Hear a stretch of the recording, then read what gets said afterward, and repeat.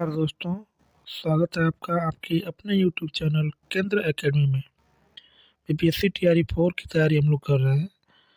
तो उसकी तैयारी करने के लिए हम लोगों को बीपीएससी टीआरई 1, टीआरई 2, टीआरई 3 में भारतीय राष्ट्रीय आंदोलन से संबंधित प्रश्नों को हम लोग देख रहे हैं कि दो तीनों में जो है ये प्रश्न कहाँ-कहाँ से पूछ रहे हैं, ताकि टीआरई 4 की तैयारी करें तो हम लोगों को उसमें कोई दिक्कत महसूस ना हो। तो इसलिए हम लोग पूर्व के प्रश्नों को हम लोग देख रहे हैं फ्रेंड्स, जिसमें यहाँ से चौथी क्लास है।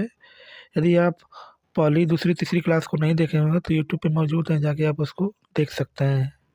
ठीक है फ्रेंड्स? तो चैनल पर पहली बार विज़िट करें तो चैनल को सब्सक्राइब करें और दोस्तों को शेयर करें फ्रेंड्स। ठीक है? चलिए स्टार्ट करते हैं। दिल्ली के लाल किले में आज़ाद हिंद फौज का प्रसिद्ध मुकदमा हुआ था। तो आज़ाद हिंद फौज की स्थापना की बात करेंगे तो इससे जो रिलेटेड नेता हैं सुभाष चंद्र बोस जी हैं। और इस पर जो है दिल्ली में कब मुकदमा हुआ था लाल किले में, तो सन 1945, 1946, 1944, उपयुक्त में से कोई नहीं, उपयुक्त में से अधिक। इसका जो राइट ऑप्शन होगा 1945। 1945 ईस्वी में जो है दिल्ली के लाल किले में आज़ाद हिंद फौज का प्रसिद्ध मुकदमा हुआ था फ्रेंड्स। ठीक है, चलिए इसका फ्रेंड डिस्कस देखते हैं। दिल्ली के लाल किले में आज़ाद हिंद फौज का प्रसिद्ध मुकदमा वर्ष 1945 ईस्वी में चलाया गया। मुकदमा मुख्य रूप से गुरबख्श सिंह, प्रेम कुमार सहगल, शाहनवाज खान पर चलाया गया है। आज़ाद हिंद फौज की तरफ से मुकदमे की पैरवी वल्लभ भाई देसाई, जवाहरलाल नेहरू, तेज बहादुर सप्रू और कैलाश नाथ काटोलकर इत्यादि ने किया था फ्रेंड्स। ठीक है, चलिए आगे देखते हैं फ्रेंड्स। आने वाला प्रश्न कौन है? तो आने वाला जो प्रश्न है इसमें लिखा है कि 21 अक्टूबर सन 1943 ईस्वी को किस स्थान पर एससी बोस ने स्वतंत्र भारत की अंतरिम सरकार का गठन किया था? तो स्वतंत्र भारत की जब अंतिम जो गठन किया था वो कहाँ किया था? तो फ्रेंड्स इसका जो राइट ऑप्शन होगा सिंगापुर। सिंगापुर में जो है अनंतिम सरकार का गठन किया था 21 अक्टूबर सन 1943 ईस्वी को। ठीक है फ्रेंड्स, चलिए फ्रेंड्स इसका डिस्कस देखते हैं। 21 अक्टूबर सन 1943 ईस्वी को सुभाष चंद्र बोस ने आज़ाद हिंद फौज की सर्वोच्च सेनापति की हैसियत से सिंगापुर में स्वतंत्र भारत की अस्थायी सरकार की स्थापना की। यहीं से दिल्ली चलो का और तुम मुझे खून दो मैं तुम्हें आज़ादी दूंगा का नारा दिया फ्रेंड्स। ठीक है, चलिए आगे देखते हैं। आगे क्या लिखा है? आगे लिखा है फ्रेंड्स, सुभाष चंद्र बोस किस वर्ष भारतीय राष्ट्रीय कांग्रेस के अध्यक्ष थे?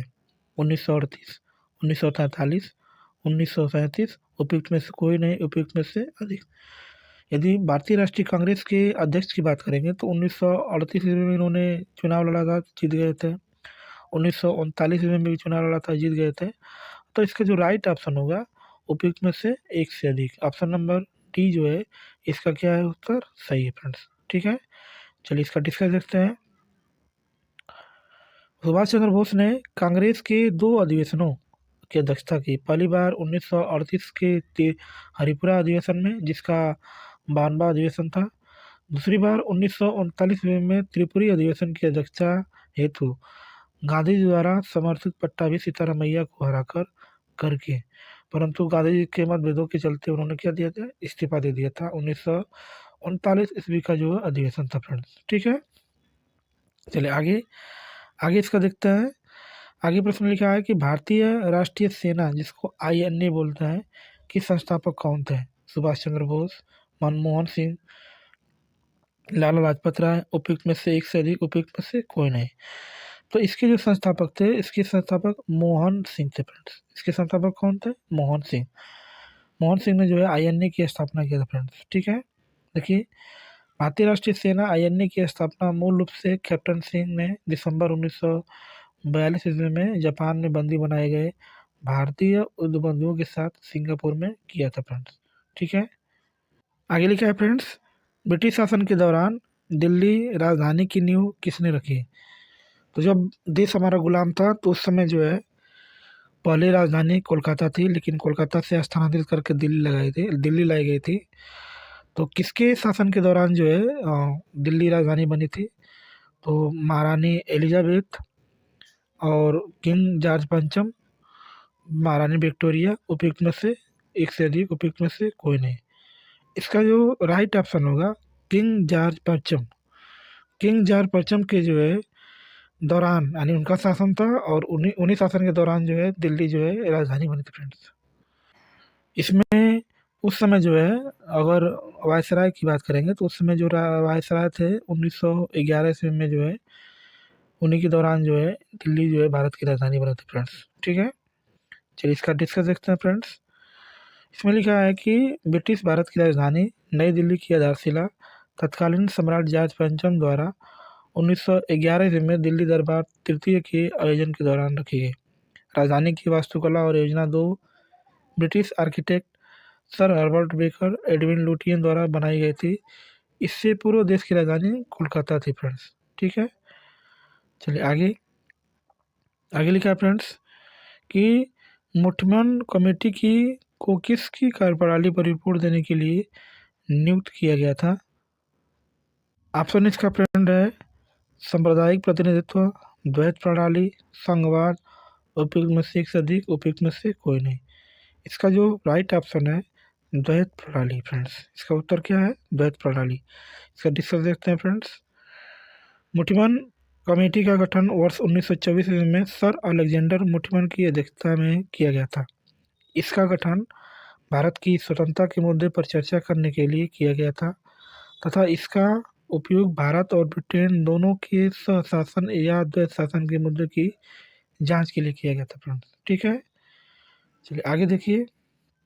आगे लिखा है फ्रेंड्स, कह रहा है कि इनमें से किसने कहा था कि कांग्रेस का माहौल, इसमें से किसने कहा था कि कांग्रेस का माहौल लड़खड़ा रहा है और भारत में रहते हुए मेरी एक बड़ी महत्वाकांक्षा है कि शांति के साथ इसे मरने में सहयोग दे सकूं। तो इसका ऑप्शन दिया है डफरिन, मिंटो, कर्जन, उपयुक्त में से एक से अधिक, उपयुक्त में से कोई नहीं। इसका जो राइट ऑप्शन होगा लॉर्ड कर्जन।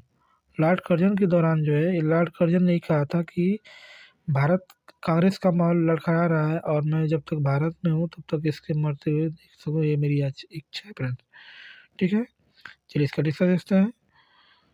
तत्कालीन ब्रिटिश गवर्नर जनरल ने कहा था कि कांग्रेस का माहौल लड़खड़ा रहा है और भारत में रहते हुए मेरी एक बड़ी महत्वाकांक्षा है कि शांति के साथ इसे मरने में सहयोग दे सकूं। और कार्यकाल इनका था 1899 से 1905 ईस्वी तक। इन्हीं के वायसराय के दौरान जो है कांग्रेस भारत का बंटवारा होता, बंगाल का बंटवारा हुआ था। बंगाल दो हिस्से में बट गया था फ्रेंड्स। ठीक है, चलिए आगे देखिए। आगे लिखा है फ्रेंड्स, लॉर्ड लिटन इनमें से किससे संबंधित नहीं है? स्टैची कमीशन, शस्त्र commission, vernacular vernacular press act, Ilbert bill. इन चारों की बात करेंगे तो इन चारों में जो राइट ऑप्शन इसका है, इनसे संबंधित नहीं थे, तो इनका नाम जो है एल्बर्ट बिल। एल्बर्ट बिल से जो है ये रिलेटेड नहीं है। चलिए इसका डिस्कस देखते हैं फ्रेंड्स। लॉर्ड लिटन का संबंध एल्बर्ट बिल से नहीं है क्योंकि एल्बर्ट बिल जो है सन 1883 में एक विवादास्पद विधेयक था जिसमें वरिष्ठ भारतीय न्यायाधीशों की यूरोपीय अपराधियों की सुनवाई करने की अनुमति देने की मांग थी। पहले केवल यूरोपीय न्यायाधीश सिर्फ यूरोपीय अपराधियों की सुनवाई करते थे। ठीक है, आगे। बिल के तत्कालीन वायसराय लॉर्ड लिटन ने पेश किया था। लॉर्ड लिटन के समय वर्ष 1878 ईस्वी में रिचर्ड स्टैची की अध्यक्षता में अकाल आयोग का गठन किया गया था। 1878 ईस्वी में सशस्त्र अधिनियम वर्ना तथा प्रेस वर्नाक्यूलर प्रेस एक्ट पारित हुआ था फ्रेंड्स। ठीक है, चलिए आगे देखते हैं। आगे लिखा है प्रश्न कि भारत सरकार अधिनियम सन 1935 ईस्वी को किसने गुलामी का चार्टर बताया था? तो गुलामी का option A Mahatma Gandhi, option B नेता सुभाष चंद्र बोस और मौलाना हसरत मोहानी, उपयुक्त में से एक से अधिक, उपयुक्त में से कोई नहीं। इसका जो राइट ऑप्शन होगा उपयुक्त में से कोई नहीं, क्योंकि गुलामी का चार्टर जो है 1935 ईस्वी को बताने वाले पंडित जवाहरलाल नेहरू थे फ्रेंड्स। कौन थे? पंडित जवाहरलाल नेहरू। चलिए इसका डिस्कस करते हैं फ्रेंड्स। भारत शासन अधिनियम सन 1935 ईस्वी को दास्ता या गुलामी का चार्टर जवाहरलाल नेहरू ने कहा था। इसके साथ ही उन्होंने इसे एक कार जिसमें ब्रेक थे पर इंजन नहीं भी कहा था। जिन्ना ने इस एक्ट को पूर्णतः सड़ा हुआ, मूल रूप से बुरा कहकर पूर्णतः अस्वीकृत कर दिया। इसी एक्ट द्वारा बर्मा को भारत से क्या कर दिया गया, अलग कर दिया। बर्मा की बात करेंगे तो ये म्यांमार का पुराना नाम है, जिसको हम लोग बर्मा के नाम से इसको जानते हैं फ्रेंड्स। ठीक है, चलिए आगे। आगे लिखा है फ्रेंड्स, लॉर्ड मेयो के 1870 के संकल्प के बारे में निम्नलिखित में से कौन सा कथन सही है? केंद्रीय और प्रांतीय वित्त को विभाजित करने के वाला ये पहला कदम था। प्रांतीय सरकारों को कुछ सेवाएं प्रसारित करने का अधिकार दिया गया। इसने मौजूदा असमानता को सुधार करने का प्रयास किया। इसने प्रांतों की वास्तविक आवश्यकताओं पर ध्यान केंद्रित किया। ठीक है, इसमें हमको उत्तर बताना कि कौन सा सही है। ऑप्शन ए केवल 1 और 2, ऑप्शन 2 1 3 4, ऑप्शन सी 2 3 4 और ऑप्शन डी 1 2 3 4। इसका जो राइट ऑप्शन सही है, चारों के चारों ऑप्शन क्या फ्रेंड, सही है फ्रेंड्स। ठीक है, चलिए देखते हैं। लॉर्ड मेयो के संकल्प के बारे में निम्न प्रावधानों का उल्लेख था। केंद्रीय और प्रांतीय वित्त को विभाजित करने वाला यह एक पहला कदम था। प्रांतीय सरकारों को कुछ समय प्रसारित करने का अधिकार दिया गया था। इससे मौजूदा असमानता को सुधार करने का प्रयास किया। इसने प्रांतों की वास्तविक आवश्यकताओं पर ध्यान केंद्रित किया। ब्रिटिश सरकार की ओर से अपने बजट में स्थानीय कराधान का सहारा लेने की अनुमति दी गई थी फ्रेंड्स। ठीक है, चलिए आगे देखते हैं। आगे लिखा है फ्रेंड्स कि किस तिथि को अगस्त क्रांति 1942 के दौरान निम्नलिखितों ने पटना एवं उसके आसपास की भीड़ पर गोली चलाने का आदेश दिया था?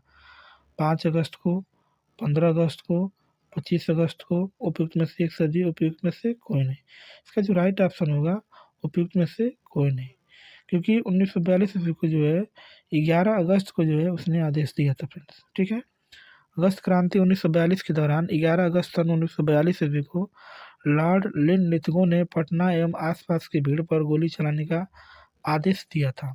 इस घटना में शहीद होने वाले सभी छात्र थे। इस घटना को पटना गोलीकांड के नाम से भी क्या करते हैं हम लोग, जानते हैं फ्रेंड्स। ठीक है, आगे। आगे लिखा है प्रश्न, भारत में वह महान एकता करता था जिसने केवल दूसरों के सहिष्णु ही नहीं बनाया अपितु उनको अपने मित्रों साथियों में आपसी जिम्मेदारी के साथ भी स्वीकार करवाया था। यह किसने कहा था? बाल गंगाधर तिलक, सुभाष चंद्र बोस, राजेंद्र प्रसाद, उपयुक्त में से कोई नहीं, उपयुक्त में से एक से अधिक। तो इसका जो राइट ऑप्शन होगा, उपयुक्त में से कोई नहीं फ्रेंड्स, उपयुक्त में से कोई नहीं फ्रेंड्स। चलिए इसका डिस्कस करते हैं। ये जो बात किसने बोला था? जवाहरलाल नेहरू ने महात्मा गांधी को श्रद्धांजलि देते हुए वक्त कहा था कि भारत में वह महान कार्यकर्ता थे जिसने केवल दूसरों को सहिष्णु ही नहीं बनाया अपितु उनके अपने मित्रों और साथियों में आपसी जिम्मेदारी के साथ भी स्वीकार करवाया था। जबकि बाल गंगाधर तिलक एवं सुभाष चंद्र बोस की मृत्यु गांधी जी की सबसे पहले हो चुकी थी। अतः इस विकल्प का उत्तर सही नहीं है फ्रेंड्स, इनमें से कोई नहीं ऑप्शन इसका सही है फ्रेंड्स। ठीक है, चलिए आगे देखते हैं। दक्षिण अफ्रीका में महात्मा गांधी किस स्थान से कार्यकर्ताओं की मार्च का नेतृत्व कर रहे थे? डरबन से ट्रांसवाल तक, न्यूकैसल से डरबन तक, न्यूकैसल से ट्रांसवाल तक, उपयुक्त में से एक से अधिक, उपयुक्त में से कोई नहीं।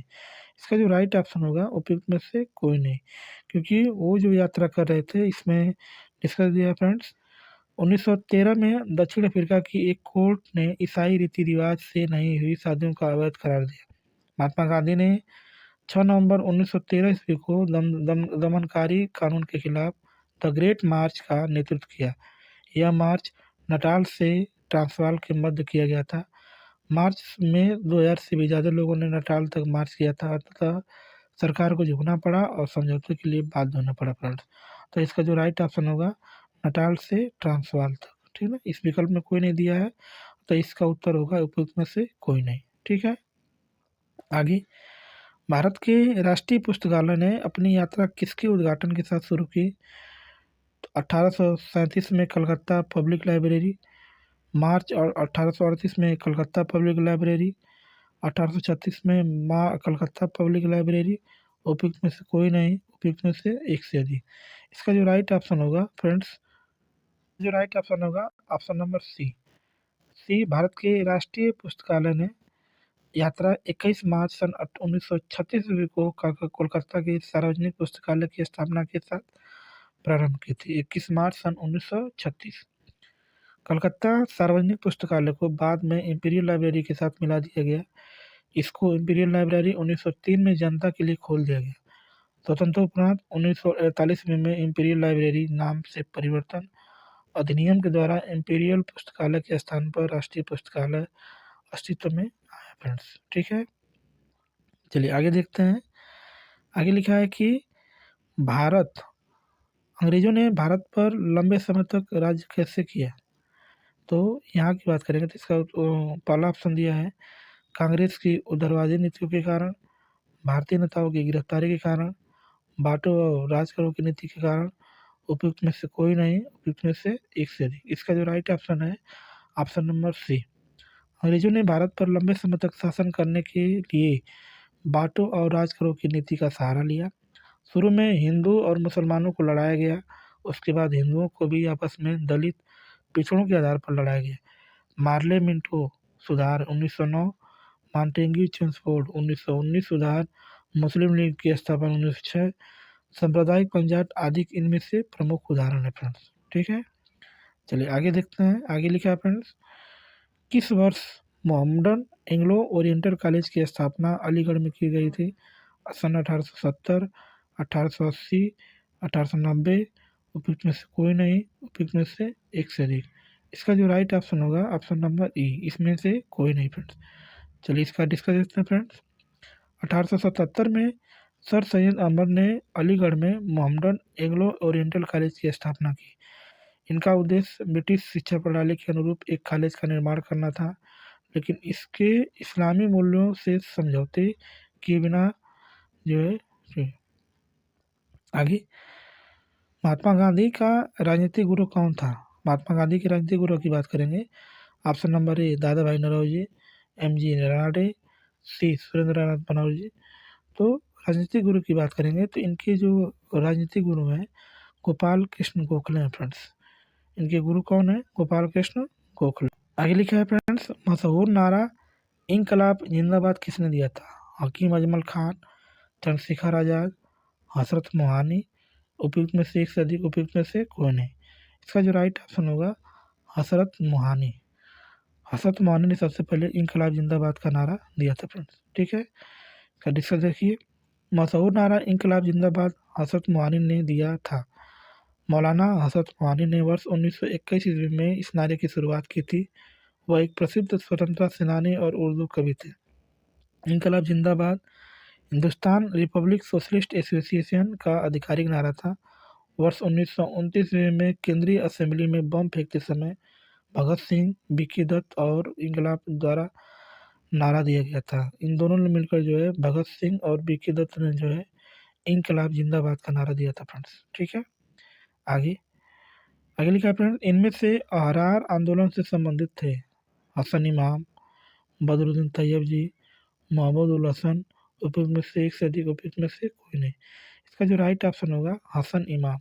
हसन इमाम जो है ये अहरार आंदोलन से रिलेटेड थे फ्रेंड्स। ठीक है, हसन आंदोलन अहरार आंदोलन की स्थापना 1910 ईस्वी में की गई थी। इसका नेतृत्व मौलाना मोहम्मद अली, हकीम अजमल खान, हसन इमाम, मजरुल हक ने किया था। अहरार आंदोलन के नेता लखनऊ समझौते सन 1916 ईस्वी में के खिलाफ था फ्रेंड्स। ठीक है, चलिए आगे देखते हैं।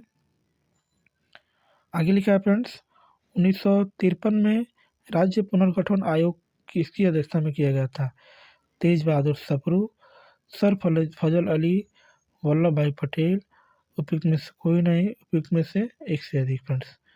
इसका जो राइट ऑप्शन होगा फजल अली फ्रेंड्स। इसका जो राइट ऑप्शन क्या होगा फजल अली। फजल अली के जो है नेतृत्व में जो है राज्य पुनर्गठन का अध्यक्षता हुई थी फ्रेंड्स। ठीक है, इसकी स्थापना जो है दिसंबर 1953 ईस्वी में जो है इस आयोग का गठन हुआ था फ्रेंड्स। चलिए फ्रेंड्स, वीडियो के यहीं पर समाप्त करते हैं। यदि वीडियो आपको अच्छी लगी हो तो लाइक करिए, सब्सक्राइब करिए और अपने दोस्तों को शेयर करिए फ्रेंड्स। ठीक है, इस वीडियो को देखने के लिए आपका बहुत बहुत धन्यवाद। Thank you so much.